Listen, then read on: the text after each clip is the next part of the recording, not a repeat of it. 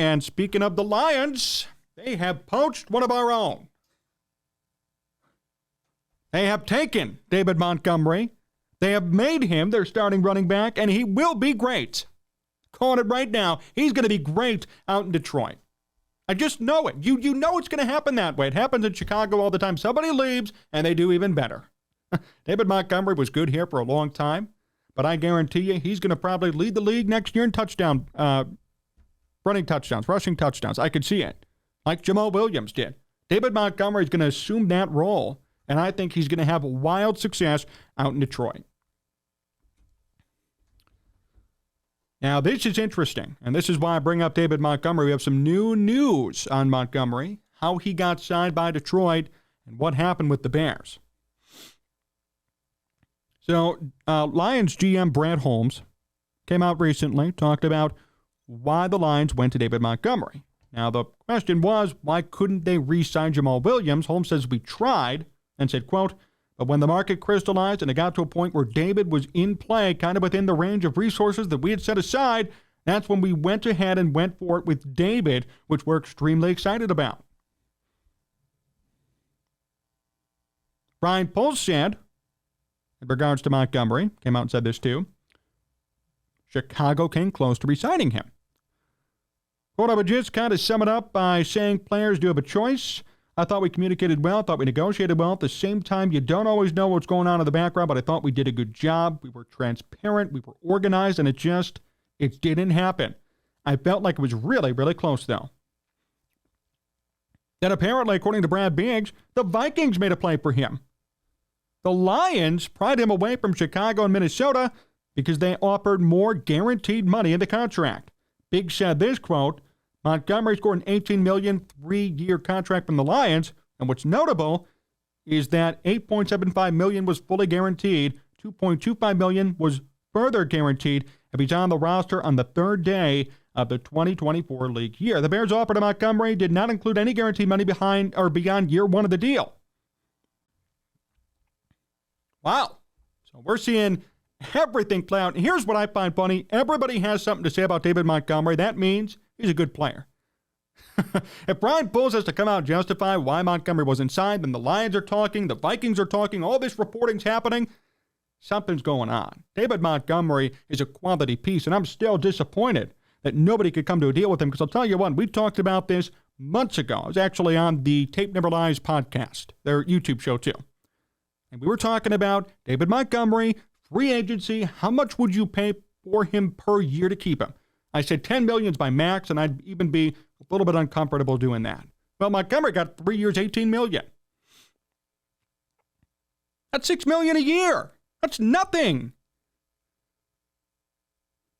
And if you're the Bears, and, I know it's business, but Montgomery's meant a little bit, too much for you. He's meant a lot to you. You can't give him any guaranteed money beyond year one. You can't give him $2 million in guaranteed money for year two like the Lions did. Why not? It's like Shark Tank. When they fight over half a percentage point, then the Sharks go, I don't want to deal with you. You're fighting over a half a percentage point. Right? You guys have seen Shark Tank. Same thing. Why are we fighting over $2 million? Just give it to him. Bring him back. I don't blame Montgomery. He wants to be set up for the years to come. Montgomery has 3 years left in him. Come on. What are we fighting over a half a percentage point? Mr. Wonderful would be pissed. Oh, David Montgomery. Oh, Ryan Poles, I guess. And oh, Minnesota, who somehow was in the running. And we didn't even know about it till now. All the NFC North teams wanted David Montgomery. Everybody knew the merits to Montgomery's case, and everybody knows to this day how good he really is, and this proves it. When you got three teams from the same freaking division on you, that's when you know you're good, because the rivals are so sick of getting beaten by you. So if you can't beat them, join them. Take them in. That's what Detroit did. That's what Minnesota did too. I'm surprised Green Bay wasn't in on it, even. If you can't beat them, join them.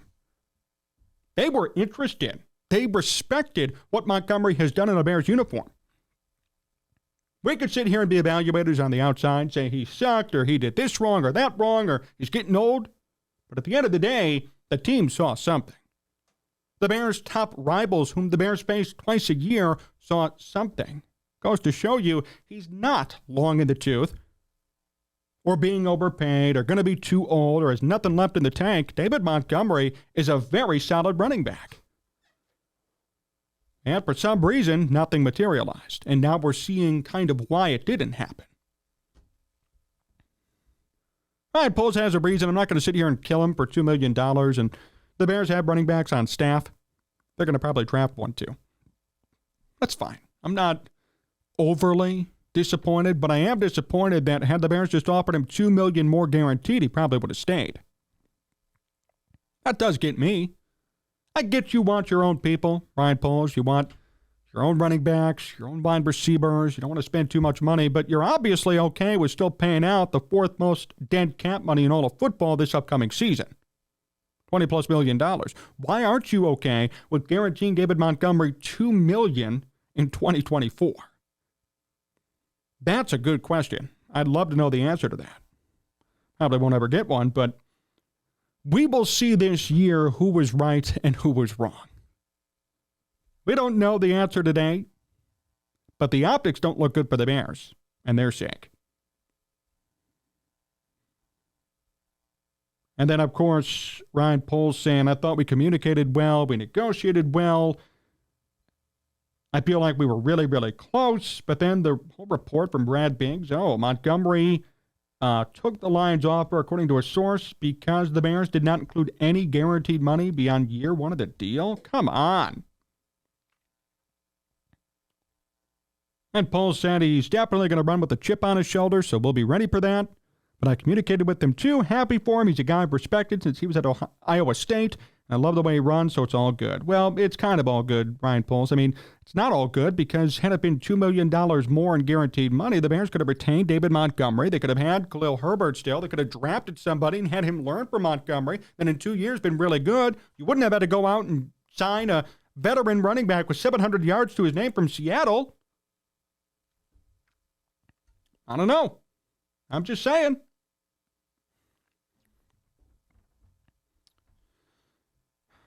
Montgomery's the real winner, though, more than anything. And I think this is an opportunity to praise what he's done in the Bears uniform and give him the credit that he deserves. Really mean it. I mean, Montgomery has done a lot for the Bears in his tenure here. He gets paid good market value, maybe a little bit underpaid, but it's a discount for other teams. You give them guaranteed money for years 1 and 2 if you're Detroit, for the most part. Why not? This is not a bad deal at all for anybody. Everybody wins with this deal. I just would have liked to see the Bears do it instead, because it's not a huge financial commitment. It's not like it would have made a big dent in the Bears' plans moving forward. At least I don't see it that way. Would it have really made that big of a dent in the Bears' plans for Ryan Poles or the Bears' payroll or the salary cap in 2023 and 2024? I don't think so. I really don't think so. We're not talking about Khalil Mack money or dent cap hits or big contracts for 3 or 4 years like the Bears spent. We're talking about $10 million guaranteed in total over 2 years. $18 million if Montgomery plays to his fullest potential. That's really not a big risk. It's a low risk and potential high reward signing, and the Bears just let him walk. Detroit is going to cash in on this opportunity, mark my words. They will.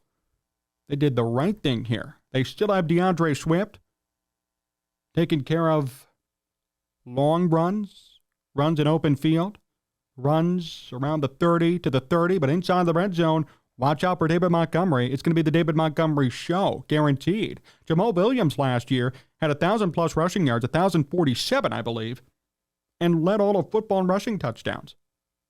And Williams was not the primary back per se. Him and Swift essentially split carries, and Swift ran a lot in the middle of the field.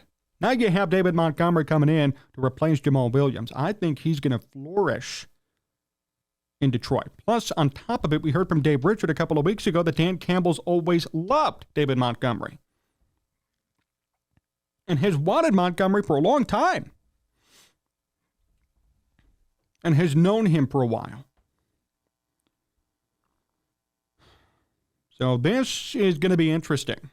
And I think everybody will be proven wrong or right based on this season and the next one to come. That's why I'm not going to kill Ryan Poles yet, metaphorically, because we don't know what Montgomery's going to do in 2023. He could get hurt, not play. He could have 500 yards, have a meager showing. Oh, he's past his prime. Fine. But at this moment, Montgomery is not over or old or incapable of being a running back in the NFL. It's just not true.